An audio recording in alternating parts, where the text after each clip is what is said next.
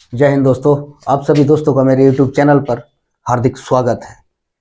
आज बात करते हैं संभल के विवाद पर, क्योंकि ये संभल का जो विवाद है थमने का नाम नहीं ले रहा है, बढ़ता ही जा रहा है। इसके नए नए कनेक्शन सामने आ रहे हैं। पहले घरेलू मसला था, अपने ही देश का अंदरूनी मसला था, लेकिन अब इसका कनेक्शन पाकिस्तान से जुड़ता हुआ नजर आ रहा है, पाकिस्तान की ISI से जुड़ता हुआ नजर आ रहा है। और अभी एक दो दिन के अंदर संभल का एक युवा लड़का जो व्हाट्सएप के जरिए पाकिस्तान के कुछ लोगों से इसी मसले पर, संभल विवाद पर बातचीत करता हुआ नजर आ रहा है। ये वीडियो वायरल है और इसकी मैं पूरी जानकारी आपको देना चाहूँ, कब कब क्या क्या क्या क्या हुआ। देखिए, जब से ये विवाद शुरू हुआ है, सर्वे से लेकर जब सर्वे शुरू हो रहा था उस टाइम पे पथराव शुरू हुआ था। उस पथराव के अंदर कुछ लोग फायरिंग में मारे भी गए थे। हालांकि फायरिंग दोनों तरफ से हुई है, पुलिस की तरफ से भी और लोगों की तरफ से भी। लेकिन अपने देश की जो पुलिस है, पाकिस्तान की बुलेट, मतलब राइफल की हो या रिवॉल्वर की हो या किसी दूसरे हथियार की हो गोली, अपने देश की पुलिस उसे तो इस्तेमाल नहीं कर सकती। लेकिन वहां पर उस हिंसा के बाद जब छानबीन शुरू हुई तो वहां पर एक पाकिस्तानी मार्का आमनेशन फैक्ट्री का लोगो, जो मोहर होती है बुलेट के ऊपर, गोली के ऊपर, उस पर वो पाया गया, मेड इन पाकिस्तान। अब बताइए इसका कनेक्शन यहां संभल में कैसे पहुंचा, ये बुलेट संभल में कैसे आई, ये जांच का विषय है। हालांकि पिछले कई वीडियो में मैं संभल जब से विवाद चल रहा है तब से मैं आगाह करता चला आया हूं।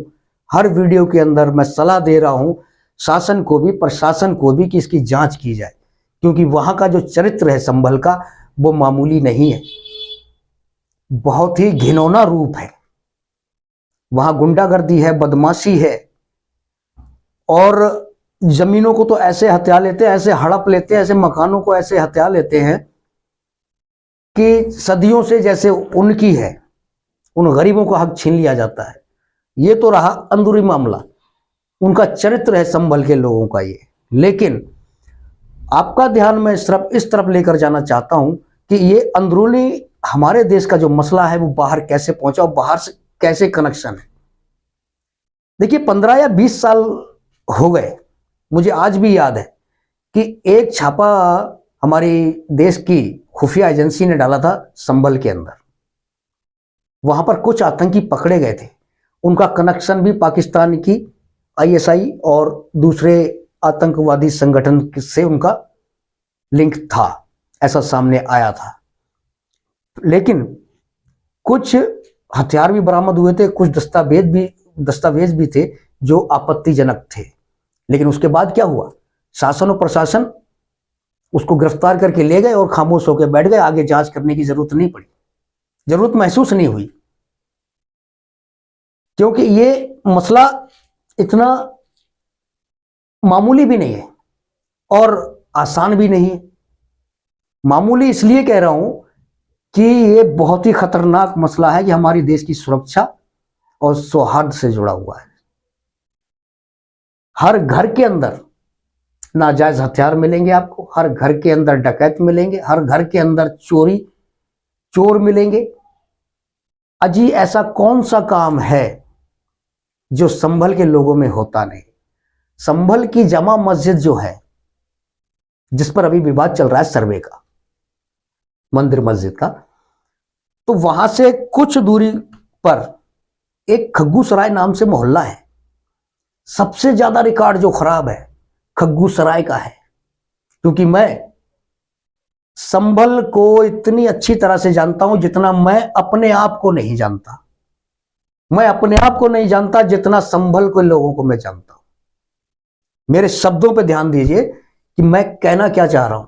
इनकी एक एक बाल से वाकिफ हूं मैं संभल के लोगों से। मैं चाहता हूं शासन और प्रशासन से कि इनके हर घर की, संभल जिला का शहर हो या गांव हो, सारे दस्तावेज जो है जांच की जाए, सारे घरों की जांच की जाए, सारे हथियारों की जांच की जाए, एक सर्वे किया जाए, एक तरीके से अभियान किया जाए कि इसमें हर घर की जांच होना चाहिए। कुछ अनैतिक तो नहीं है। सिर्फ इसी बात को लेके इतने पे नहीं बैठना चाहिए कि किसी लड़के ने पाकिस्तान के किसी व्यक्ति से बात की। मान लीजिए पाकिस्तान के किसी व्यक्ति से संभल का जो लड़का बात कर रहा है, क्या आईएसआई वाले लोग उस आदमी से जो पाकिस्तान में जिससे बात करी है उससे इसका लिंक नहीं मांगेंगे, इसका फोन नंबर नहीं मांगेंगे, या आईएसआई इस लड़के से संपर्क नहीं करेगी? जरूर करेगी, क्योंकि वो ऐसे ही मौकों की तलाश में रहते हैं। और हमारी खुफिया जो एजेंसियां हैं उनको भी ये चाहिए कि इस पे नजर रखी जाए और जरूरी कार्रवाई भी की जाए, उसको लड़के को गिरफ्तार किया जाए, उससे पूछताछ की जाए कि हमारे घर का जो मसला है वो वहां कैसे पहुंचा, सलाह वहां से क्यों ली जा रही है, वहां से बात क्यों की जा रही है इस मसले पे। ठीक है जी, ये मसला इतना आसान नहीं है, बहुत टेढ़ा मसला है, इसको हल्के में लेने की जरूरत नहीं है, क्योंकि संभल है, बहुत पुराना विवाद है, इन लोगों का विवादों से जुड़ा हुआ है, संभल के लोगों का, बहुत ज्यादा खतरनाक लोग हैं ये, तो चलते फिरते लोगों को लूट लेते हैं।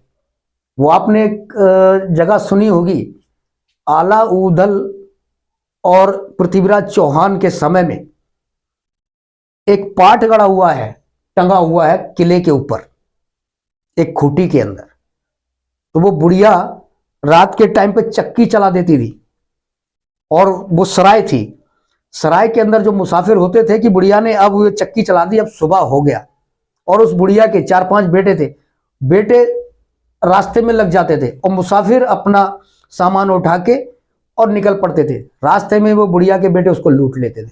तो संभल का तो ये रिकॉर्ड है, लूट मारकाट और किसी का हक मारना, हर नाजायज तरीके से अपने आप को ये कहना कि ये सब कुछ हमारा है। तो इन चीजों पे ध्यान रखने की बहुत ज्यादा जरूरत है, क्योंकि संभल बहुत ही, क्योंकि ये आतंकवाद से जुड़ा हुआ पहले से 15-20 साल पहले ये प्रकाश में आया था, और देश की खुफिया जो एजेंसियां हैं उन्होंने कहा था कि संभल वाकई उम्मीद से ज्यादा खतरनाक है, यहाँ के लोग ज्यादा खतरनाक हैं। आज के लिए इतना ही, बाकी मैं किसी दूसरे वीडियो में आपके साथ फिर पेश होऊंगा, हाजिर रहूंगा। तब तक के लिए जय हिंद।